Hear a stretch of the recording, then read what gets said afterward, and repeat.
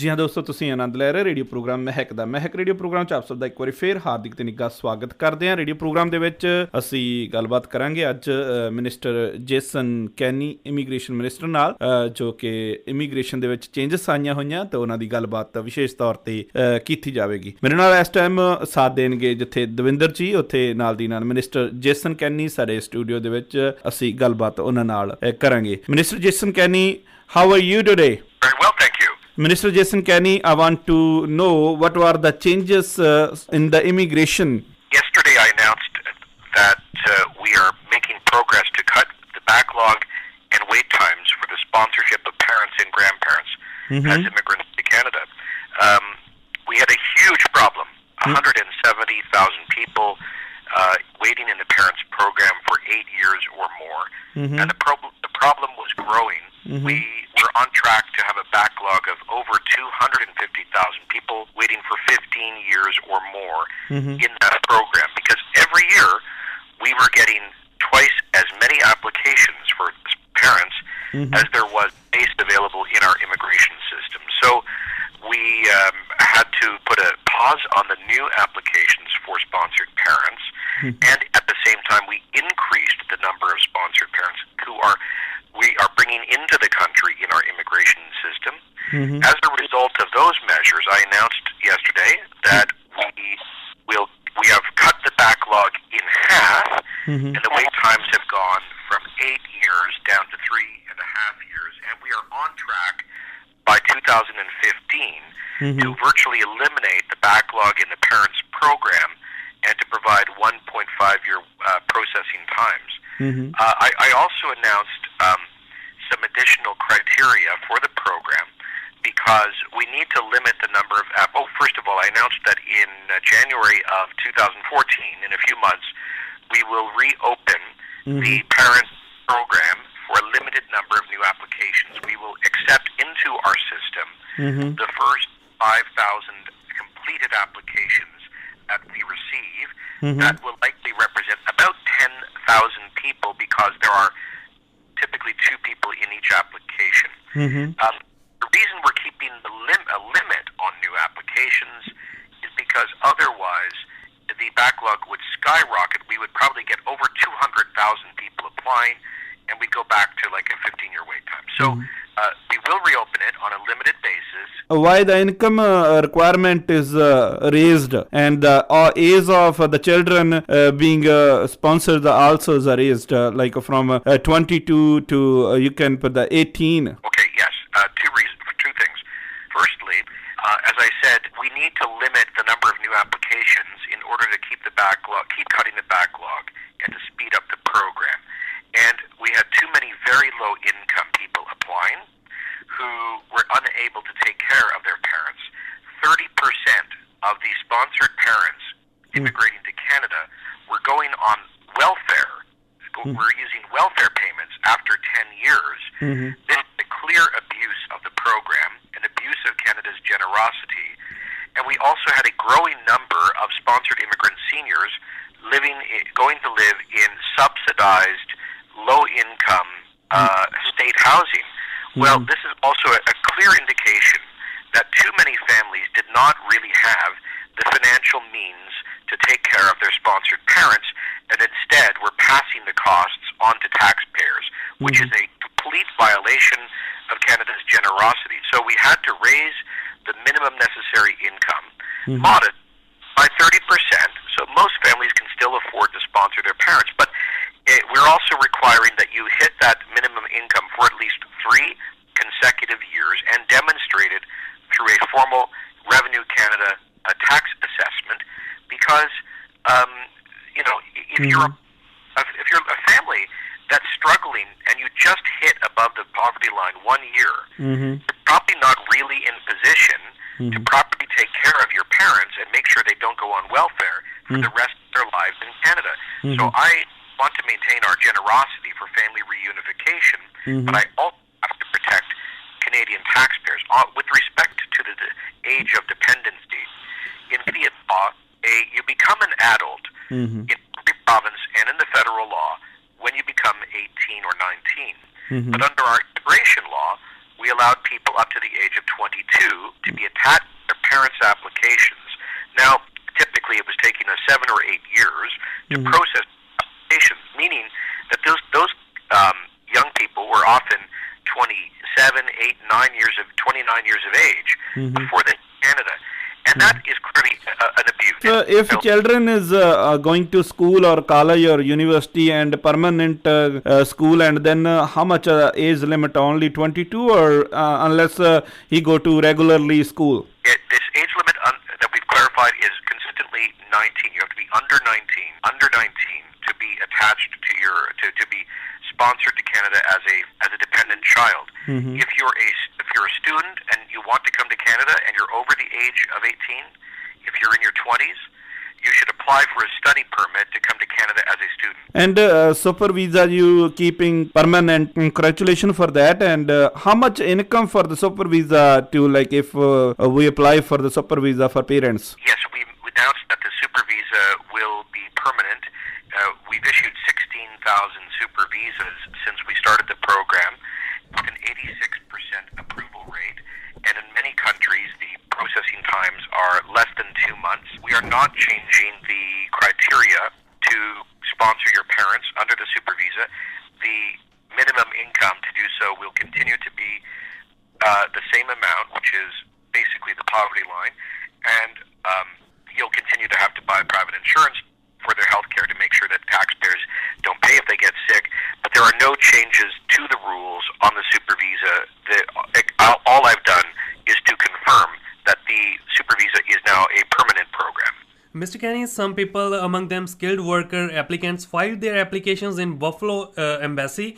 Now as Buffalo Embassy is closed, now they're facing some problems. According to them, who applied later on got a medical call, but their files were transferred to other offices, but there is no status yet. Moreover, their emails are not being answered. Well, yes, we closed our Buffalo processing office because it was established at a time many years ago when if you were in Canada as a temporary resident, like a student or a worker or a visitor, and you applied for permanent residency, you had to leave Canada and then come back in. And that's what Buffalo was there for. So people could go down to the Buffalo office, get their permanent residency, come back into Canada. We've changed our policy so that we'll now grant people permanent residency who are already in Canada without having to leave. So the office became an unnecessary expense. We transferred some 9,000 permanent residency files that were at Buffalo to a new office in Ottawa. We lost a few weeks of processing time in the move, but the bureaucrats are now catching up. I'm sorry that people, if they feel their files have taken a long time, but I remind them that our whole immigration system was burdened with crazy 7 and 8 year wait times right across the whole spectrum.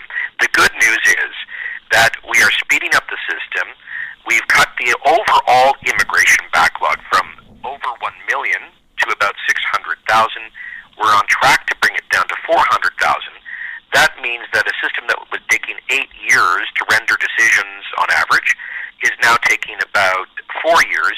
And within a couple of years, our immigration system will be rendering decisions on new permanent residency applications in less than a year. So I understand the frustration of some of those people. We're trying to resolve it for those former Buffalo files. And I know also my department is not very good at responding to emails and phone calls. That is clearly something we need to improve.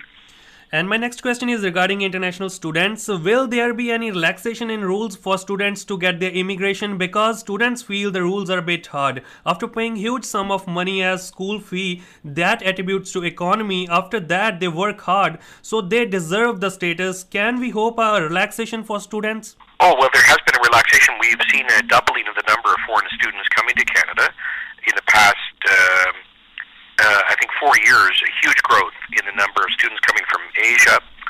And we, a few years ago, started giving those students off-campus work permits if they're enrolled in a full-time course of studies at a degree-granting institution. They also, when they're done their studies, they get a 3-year open work permit.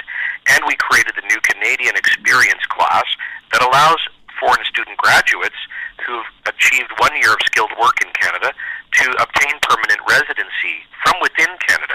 So we've done all sorts of things to bring more foreign students to Canada and let those who are qualified stay on a permanent basis. Mr. Kenny, Mahak radio listener want to know what's the ratio for the visitor visa? The overall acceptance rate worldwide is 80% of 81% of visitor visa applications are accepted worldwide. It does vary from region to region, but that's the global average.